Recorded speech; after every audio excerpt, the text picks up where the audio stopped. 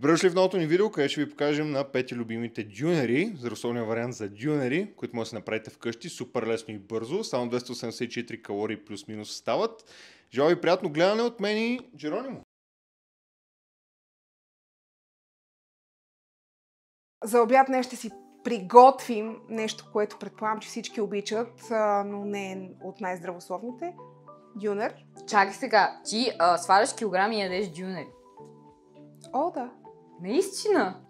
И е доста вкусно. Не го препоръчвам, ако ще излизате, защото ще сложим чесънче. За дюнера днес ще ни трябва пилешко месо, черен пипер, сол, доматки, краставички, чесънче, както споменах. Картофите ги заместваме с морков. Салат айсберг или зеле, кой каквото предпочита. За сосчето ще ни трябва скир. Взели сме лаваш и аз ще ви предложа и нещо друго. Да, не е точно дюнер, да си напълниме едни малки лодчици с сместа, която се пълни дюнера. Както се ще уедем? Както са, само оближеме, будеме си езика, за да не сме толкова гладни и да не може да ядем повече. Виж, че знаеш какво ще стане, ако нещо стане на както сами с твоите уши. Ще ти отрежа ушите. Ще ти отрежа ушите и ще ги навругазе. Аз обичам да си мия месото, защото не съм сигурна точно. Нямаме вода. Добре, ще дадем основно да оближим. Мисля, че ще свърши много добра работа. Шеф Сноу, вие одобрявате ли рецептите за днес или нещо? Да го измия. Сега се връща. Не ви харесва.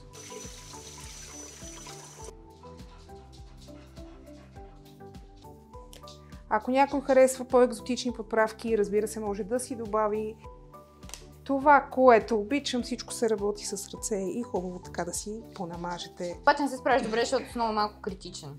Малко критичен, аз не приемам критика от някой, който е по-млад от мен. И не е готвил никога при живота. И има горели. Шеф Сноу, сте си избързал пак много горели. И това оставяме за 30 минути в хладилника. Нека да се овкуси добре. Нинза фри. Ти си белиш морковчета. Аз моля ти задам едно бързо въпросче. Може да ми задаваш каквито искаш въпроси, аз ще преценя дали ще отговоря. Добре, И сега колко пъти на ден се храниш? Храна се от 3 до 4 пъти, в зависимост от това дали съм гладна и дали имам и тази възможност, защото когато ходиш на работа, понякога не се случват нещата, както точно си ги планува. Да, нормално. Аз не съм от тия хора, защото седя и си почивам вкъщи. Да, знам. От няколко години го правиш това. Да. От как спряхме да работим заедно, само да се почивам. Сложно ли беше да започнеш да правиш този режим и как си намери нещата, които да си правиш? Да си приготвям? Да. Хубавото в това време е, че информация има страшно много в интернет. И не само в интернет. Когато се заговориш с хора, се оказва, че не само ти правиш здравословни рецепти, а и доста други хора. И разменяме си рецепти, опит, кой с какво го е пробвал. Аз, например, имам едни любими ризови бисквити, които стават за меденки, за лимонови сладки, за куки с парченца шоколад и ред други. Стига да помислиш, идеи има всякакви. Ако не се сещате, в интернет има достатъчно хора, които предлагат лесни, бързи и вкусни рецепти. Включително и ние. Вече. Включително и вие, да. Така че, не забравяйте да се абонирате. Къде ще е Содор? Цунка? Пред камера. Това беше изценирано. По принцип ме целува. Морковчета, как си ги режем, както искаме или? По принцип, както искаме, но нали, ще се лъжиме, че сме сложили картоф. Аз си ги правя се ночи. Ще ядеме картофки на пръчици. И понеже те ще станат една идея по-бързо от месцето, ще сложим месцето да се пече и след това ще добавиме и морковчетата по някое време отстрани до месото. Снова ти правил ли си до сега такъв дюнер? Ял ли си дюнер такъв? Впечатлен ли си? Вафо дай! Бързо вафо! Нещата, ако имате airfryer, също става и в airfryer. Може и върху хартия за печене. За колко градуса? 200 градуса и е идеално. Слагаме си месцето, слагаме го да се запече. Малко по-късно ще прибавим в този край морковките, които ще им сложим съвсем малко сол и няколко капки зехтин. Когато стигне нужните градуси, тогава ще сложим месцето, защото иначе ще почне да съхне. Докато чакаме да ни загрее фърната, можем да си подготвим другите неща. Ще си обелиме скелитка чесан, за да си направим чесново сосче, което ще е с скир. Теди ще ми асистира. Това да прибереш. Много обичам да казвам някой само да прави нещо след мене. Много хубаво така. Можеш да вземеш в една купичка, да сложиш 2 или 3 лъжички скир, половин лъжичка зехтин и малко водичка, за да ни стане все пак по-течно. Да прилича на сосче. 2 скелитки съм взела, ще е много чесново. Сложихме 100 грама скир и половин лъжичка зехтин, което са 2 грама.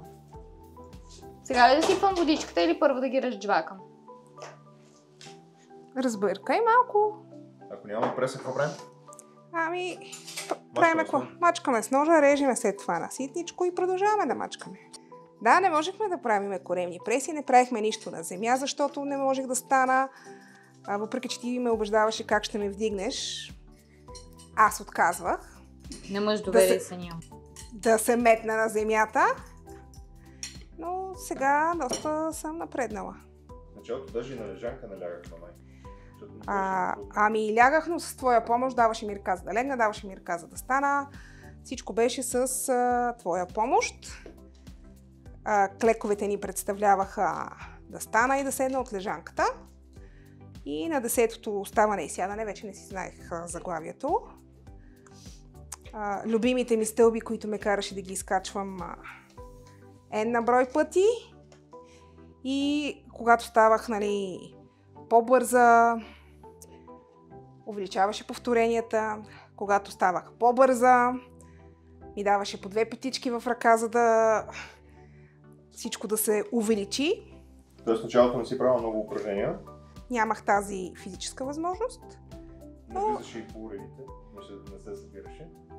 Да, имахме случай на заклещване, което падна голям смях. И съответно аз се скарах на ясен защо ме е накарал и той... Аз какво да направя, че дупето ти е голямо? И имаше клиенти, които явно не ни бяха виждали заедно. Бяха възмутени как може да ми говори по този начин. Но ние сме прекалено близки, аз... Вярвайте, наистина беше смешно как се бех заклещила. Крак не мога да махнеш, гъс не можеш да махнеш, беше доста забавно, но сега не е така. Пак има вероятност някъде да се заклеща, ама по-лесно ще изляза. Трябва ни половин краставичка. Ако ни трябва, още ще си нарежем. Айде! Замина. Няма ли да изхвърлиш? Ще я измияме, пари е давано. И тя е паднала в мивката, не е в тоалетната. Зависи. Аз не съм мил тази мивка, така че... А защо не я изми? Какво прави цял ден? Тренирах тежко. Лъжеш? Тренирах тежко. Не съм те видяла. Ще кача стори после. Даже пост ще кача. Добре. Кой знае кога си го записал и сега, аз днеска тренирах. Не дай да лъжеш. Нарязваме си краставичката. Ще си нарежем и доматките. После само си прибавяме, за да е по-лесничко. Може да си ги нарежете както искате. На мен така ми е кеф, така ги режа. Как реагират хората, като те видят, след като не са те виждали дълго време? Доста често ме подминават. Което е супер, аз се обаждам. Приятно е да те подминят, просто защото не са те разпознали, а не защото не те харесват, нали? Зависи. Да, може и да не ме харесват, но... Сигурно има и хора да завиждат. Предполагам, но това си е в тях, не е в мен. В крайна сметка, аз правя всичко само заради мен. Ще ти щупя глава. Ще те унищожа! Ще те унищожа! Махни се! Така, приготвили сме си всичко, което ни трябва. Сега е време да си изгубиме един дюнер и една лодчица, като ще претеглиме колко месо си слагаме, колко ни е една лодчица, за да може да си изчислим точните калории. Това дали ще сложите чинията на пота и ще сложите нещата отгоре или ще сложите чинията върху кантарчето и тогава ще слагате нещата, няма разлика. Тези плочици, както аз ги наричам, може да ги затоплите с фолио в печката на микроволновата. Аз ги харесвам така и не си ги затоплям. Нулирахме? Да. Добре. Слагаме една плочица. 24 грама. Тя е 24 грама. Няма как да видиш. Трябва просто да ни повярваш. Слагаме си месце. Ако имате някакви сосове, които са зиро и така нататък, може преспокойно да си сложите. Нулирахме ли го ние? Не го нулирахме. Не. Останаха 51 грама, лодката беше 20 и колко? 20 и 4. 24. 84 грама. 50 грама са до тук. Да. 50 грама месце. Може да си сложим няколко моркова. Да нулираме. Или морковите смяташ ли? Ти смяташ Всичко ли смятам. зеленчуци? Всичко смятам. Всяко едно нещо са ти калории. Аз не си смятам зеленчуци. Зеленчуци смятам. Ще сложим. Това са 15 грама морков. Слагаме си няколко краставички, които са ни още 10 грама. Слагаме 2-3 резанчета домат. За такива като мене, които обичат сол, ще си сложат и сол, примерно. Може малко айсберг. Ето така. Примерно нещо. И слагаме чесново сосче. Да сложим ли сосче, ти ще си хапнеш ли? Служете, ще пробвам. И вуаля!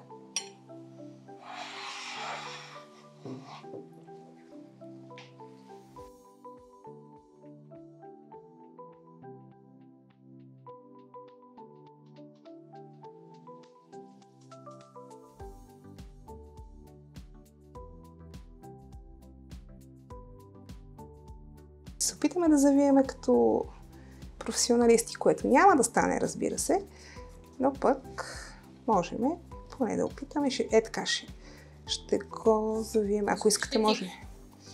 Тиксо или щипка от простор? Няма простор. Ето така. Ето това бебенце. И не е кой знае колко калории. Ядеш и ревеш. Това е от мен. Надявам се да ви харесат моите рецепти и да се опитате да ги правите. Това беше и от нас. Шеф много си легна, затова няма да ви кажа бай, да ви пратим целувка. Целувките са от мен. Не забравяйте да се абонирате за канала ни, да оставите едно коментарче отдолу под видеята, да кажете дали сте опитали старите рецепти, дали сте опитали тези рецепти, дали са ви харесали. Ще чакаме и бай!